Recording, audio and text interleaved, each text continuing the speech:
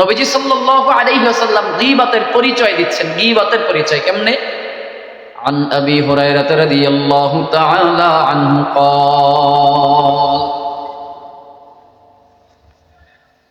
أن رسول الله صلى الله عليه وسلم قال أتدرون ما الغيبة قالوا الله ورسوله أعلم قال ذكر أخاك بما يكره قيل أفرأيت إن كان في أخي ما أقول قال إن كان فيه ما تقول فقد اغتبته وإن لم يكن فيه ما تقول فقد بهته আবু হুরায়রা রাদিয়াল্লাহু তাআলা আনহু থেকে বর্ণিত, তিনি বলেন আপনার আমার পয়গম্বর একবার এক মজলিসের মধ্যে সাহাবায়ে কেরামদের কাছে জানতে চাইলেন। নবীজি সাল্লাল্লাহু আলাইহি ওয়াসাল্লাম সাহাবায়ে কেরাম যারা আছে তাদের কাছে জানতে চাইলেন, আতাদরুনা মাল গীবাত, ও সাহাবীরা গীবত কি, গীবত সম্পর্কে তোমরা জানো নাকি? সাহাবীদের কাছে জানতে চাইলেন, ও সাহাবীরা গীবত কি, গীবত সম্পর্কে তোমরা জানো নাকি? সাহাবায়ে কেরামের একটা আদত, সাহাবায়ে কেরামের একটা অভ্যাস ছিল, কোনো কিছু জানলেও তারা বলতেন আল্লাহ এবং আল্লাহর রাসূল ভালো জানে। আবার কোনো কিছু না জানলেও তারা বলতেন আল্লাহ এবং আল্লাহর রাসূলই ভালো জানে। সাহাবায়ে কেরামের আদত হলো তারা বলতেন, কোনো কিছু জানলেও বলতেন আল্লাহু ওয়া রাসূলুহু আ'লাম। আবার তারা না জানলেও বলতেন আল্লাহ এবং আল্লাহর রাসূলই ভালো জানেন, আল্লাহু ওয়া রাসূলুহু আ'লাম। পয়গম্বর সাহাবীদের কাছে জানতে চাইলেন, সাহাবীরা আতাদরুনা মাল গীবাত, গীবাত কি, গীবাত সম্পর্কে তোমরা জানো নাকি? ক্বালু, সাহাবায়ে কেরাম বললেন আল্লাহু ওয়া রাসূলুহু আ'লাম, বলে আল্লাহ এবং আল্লাহর রাসূলই এই ব্যাপারে ভালো জানেন, রাসূলই এই বিষয়ে ভালো জানেন। ক্বালা, তখন আপনার আমার পয়গম্বর তখন বললেন যিকরু আখাকা বিমা ইয়াকরাহু, নবীজি বললেন গীবাত বলা হয় কারো অনুপস্থিতিতে তোমার ভাই সম্পর্কে এমন কিছু বলা যা শুনলে তোমার ভাই কষ্ট পেয়ে যাবে। নবীজি বললেন যিকরু আখাকা বিমা ইয়াকরাহু, তোমার ভাই সম্পর্কে এমন কিছু বলা যা শুনলে সে কষ্ট পাবে, এর নামই হলো গীবাত।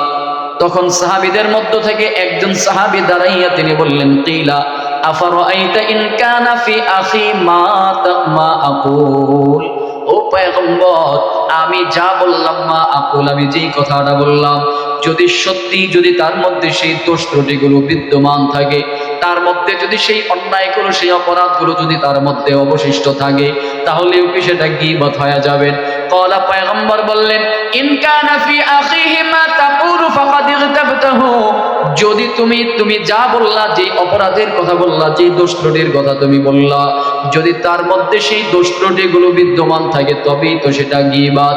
ওয়া ইন লাম তাকুনু ফীহি মা তাকুলু ফাকাদ বাহাত্তাহু, আর তুমি যেই কথাটা বললা, যেই অপরাধের কথা তুমি বললা, সেই অপরাধ যদি তার মধ্যে না থাকে তবে সেটা বহতান, তবে সেটা অপবাদ। এই হাদিসের দিকে একটু ভালো করে তাকাইলেই পুরো ব্যাপারটা আপনাদের সমাধান হয়ে যাবে। এই হাদিসটা একটু ভালো করে মনোযোগ দিয়ে বুঝলে পুরো ব্যাপারটা সমাধান হয়ে যায়। নবীজি সাল্লাল্লাহু আলাইহি ওয়াসাল্লাম বললেন যিকরু আখাকা বিমা ইয়াকরাহু, মুসলিম শরীফের বর্ণনার হাদিস। রাসূল বললেন গীবত বলা হয় তোমার ভাই সম্পর্কে এমন কিছু বলা যা শুনলেই সে কষ্ট পেয়ে যাবে, যা শুনলেই সে কষ্ট পাবে, বলে এমন কিছু বলার নামই হলো, রাসূল বললেন গীবত। তো একজন সাহাবী জানতে চাইলেন, ইয়া রাসূলুল্লাহ আমি যেই দোষ ত্রুটির কথা বললাম, আমি যেটা বললাম মা আকুল, আমি যা বললাম, যদি সত্যি যদি সে অপরাধের অপরাধী যদি সে হয়ে থাকে, সত্যি যদি তার মধ্যে সেই অপরাধগুলো থেকে থাকে তবে কি গীবত হবে? রাসূল বলেন হ্যাঁ হ্যাঁ, তুমি যেই দোষ ত্রুটির কথা বলেছ সেই দোষ ত্রুটিগুলো থাকলেই তো গীবত, না থাকলে অপবাদ। থাকলে গীবত, না থাকলে অপবাদ। আরো সহজ করে বলি, আমি আমার এই হযরতের ব্যাপারে যদি কিছু দোষ ত্রুটি আপনাদের কাছে বলি ওনার অগোচরে, একদম সহজে বুঝবেন। ওনার ব্যাপারে যদি আপনাদের কাছে বলি ওনার অগোচরে উনি যেটা ধরে নেন উনি একটা অপরাধ করছে, অন্যায় করেছে, এই অপরাধটা ওনার আগে পরে আপনাদের কাছে বললাম, তো পরবর্তী জানতে পারলো আমি ওনার অপরাধের কথাগুলো আপনাদেরকে জানাইছি, তো বলেন তো উনি যদি এই কথা শুনে তাহলে উনি কষ্ট পাবে না?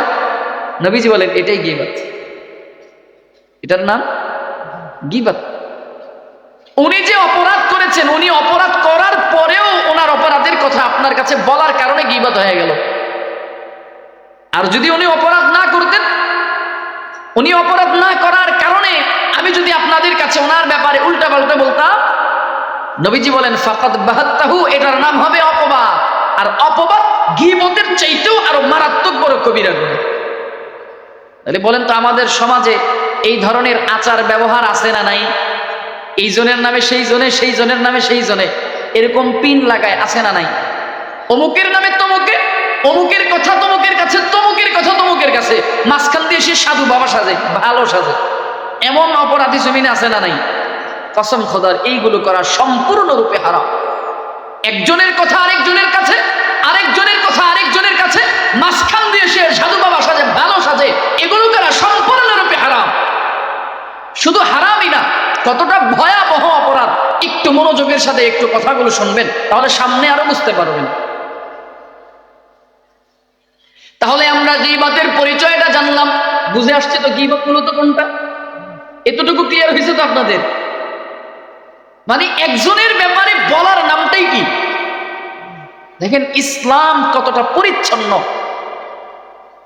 ইসলাম কতটা পরিচ্ছন্ন, কতটা সুন্দর, ইসলাম কতটা চমৎকার, এই এক হাদিসের দিকে তাকাইলেও বোঝা যায়। ইসলাম কাউকে অধিকার দেয় নাই যে হুজুর অপরাধ করেছে, ওনার অপরাধ আপনাদেরকে বলার এই অধিকার আমাকে দেয়নি। এই মুহতারাম অপরাধ করেছে, ওনার অপরাধের কথাগুলো আমি সমাজে বলে বেড়াবো, এই অধিকার আমাকে ইসলাম দেয়নি। আপনি অপরাধ করেছেন, আপনার অপরাধের কথাগুলো আরেকজন জমিনে প্রচার করবে, এই অধিকার আপনাদেরকে ইসলাম দেয় নাই। ইসলাম কতটা সুন্দর, কতটা চমৎকার, কতটা কতটা পরিপাটি, এই এক হাদিসের দিকে তাকাইলেও বোঝা যায় কতটা সুন্দর ইসলাম। অপরাধ করেছো তো উনি করেছে, তোমাকে অধিকার দেওয়া হয় নাই তার অপরাধের কথাগুলো জমিনের মধ্যে তুমি প্রকাশ করো। অপরাধ করেছে আমি করেছি, তো তোমাদেরকে অধিকার দেওয়া হয় নাই আমার অপরাধের কথা তুমি জমিনের মধ্যে প্রকাশ করো। সুবহানাল্লাহ পড়বেন না?